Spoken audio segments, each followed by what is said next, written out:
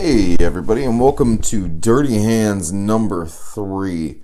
I spent all of last week casting molds. I got into a rigorous rotation of doing molds before I left for work, getting maybe 3 or 4 casts off before I left for work, coming home, I work 14-hour days, coming home, popping the mold, mixing new mud or plaster, and casting another one before I went to bed, so then when I wake up at 7 o'clock in the morning to let my dogs out, I could just pop the molds and start the process over again. So I do have an overabundance of my 6 primary molds, which are fieldstone block, cracked floor, fieldstone floor, basic block, tavern floor, and one that I'm currently forgetting,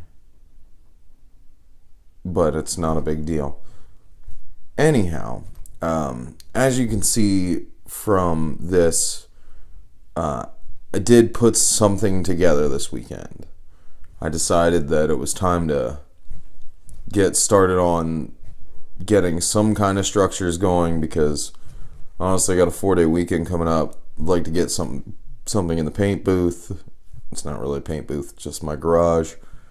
And I'd like to start painting some pieces and getting some stuff done. And what you're looking at now, I'm about to pick up the camera in case you're motion sick. So this room is, I can't remember the exact length of it, but the width of it is 6 inches from wall to wall. And the only reason I know that is this. What you're looking at is the remnants from a floor, 3-inch floorboard, just the standard wood floor. And here it's got the tongue and the groove on both sides, and it's got the groove up here as well. So what I did was, someone I know was getting some repairs done to their house. They were remodeling their home. I pulled up the old boards. They were in great shape. Took them home. I've got a large collection of the old boards now, and I want to develop a modular system for myself, and I figured the best way to do it would be, I figured these boards would be great because they're all the same thickness, the uniform, and now that this one started out as just this piece here, which was a 6-inch board.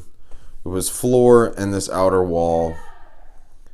I decided that after I'd glued everything together, I decided that, hey, I should add it onto this. And since this is only at an experimental point, right now this has become an end point. I've decided that when it comes to dungeon building, these guys being 3 inches wide from finished edge to finished edge, counting out the tongue, they're 3 inches wide. So what I can do is get 2 full-inch tiles and then wall tiles on the outer ends, and so there, it's a great hallway. So I have pieces outside that are cut 3-inch square, 4-inch, 6-inch, and 8-inch as long hallway pieces. And it's not a question of, I want to be able to throw it against a wall or anything like that. It's not that at all. When it comes down to being time to actually play, I just want to be able to have everything stored on a shelf, bring all my pieces down that I know that I'm going to work with, and click everything in place and just know that they're solid. I had read, I'd also considered a kind of far-fetched idea, which was taking and building a new gaming table with a layer of sheet metal in between a very thin piece of Lawan, which is 1/8 inch plywood, and putting a layer of sheet metal under that, and then the table base, and then burying magnets in all of my modular floor, make 3x3 rooms or any size room, and making sure that they had neodymium button magnets in them, so that wherever I put them on the wherever you put them on the board, they're gonna stay there. It was really just a silly idea. I was just very excited, and I saw somebody on the Hearst Arts Mold page had put up something about doing modular pieces with magnets, and I had the same thought. The thought was there. I haven't done it yet. I mean, I may in the future. As of right now, this is great because you see this large room. I know this large room is going to be an endpoint. This large room is going to be an encounter area, and that's it. There's no further place to go in this other than in this room. Which here I took the two of the teeth pieces off the 6-inch tower mold and put them as the entranceway, so it's a little more fancy. And over here you can see it's still one layer short the entire way around, which isn't because I'm out of pieces. It's actually just because I felt lazy this evening, and it's also close to midnight here, and I'm ready for bed. But I wanted to get a video together for you guys, show you that this idea was awesome because it was free. And here, I know that when my adventurers, when I need to lay out the whole thing for my adventurers and get them up to this point, I can just make whole pieces. It's a flat edge over here. It's a dead edge here, but I'll just butt it up against another dead edge where I cut, and it'll just be in place. And if I need to, where this joint would be right here, I would have, if there's an adjoining hallway, it would split this seam. The groove end would come together here and split the seam between the two dead edges so that they stay flat.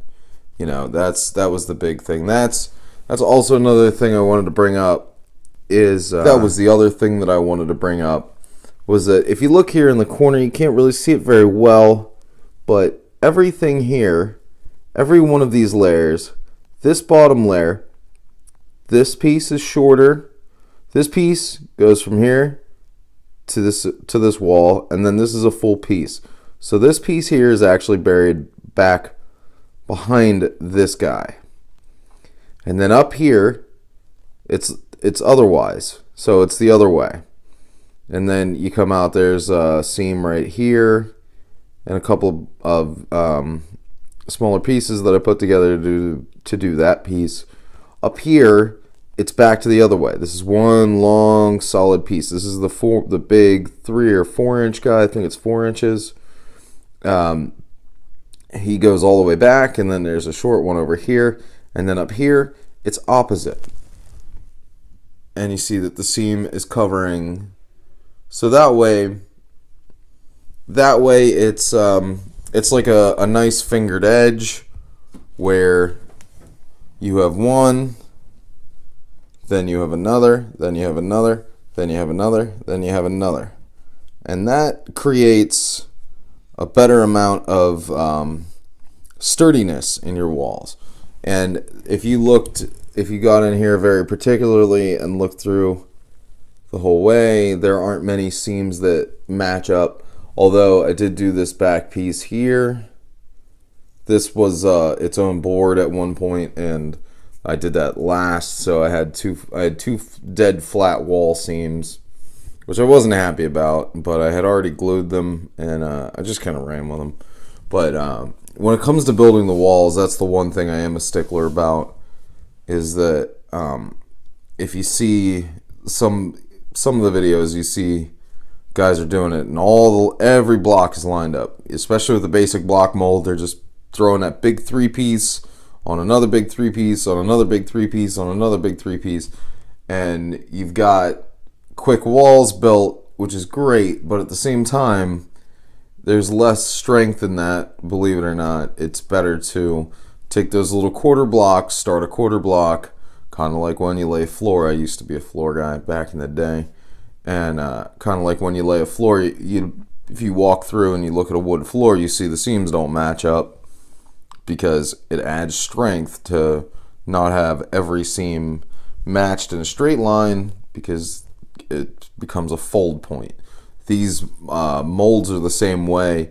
That's why those small pieces are in there. They're not there so you can throw 8 of them together all of a sudden because you need a 4-inch piece there. It's so you can start a row with a short block, then a long one, and then you start the next one with a long one. Start the one on top of that with a long one, then a short one, and it really adds some good strength to the walls.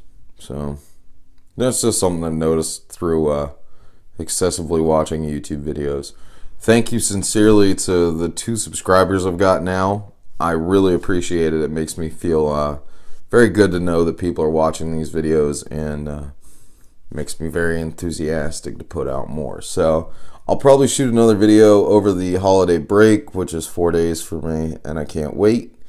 And that video will be painting from start to finish. I'm gonna take this piece and paint it. I'll be starting some other dungeon modules here soon, and another goal that I have would be to start a secondary series on this channel of some more creative aspects of building an RPG. My goal is to start creating modules and adventures, and maybe do one very long, huge dungeon, kind of like Ruins of the Undermountain, where it'd be a big thick book and with maps, well-drawn maps and all that stuff, which is why I did pick up this book. I do really enjoy painting. I do really enjoy being artistic with this stuff, and I'd like to start developing a campaign into a more well-formatted thing. So anyway, we'll catch you guys soon. Have a great day.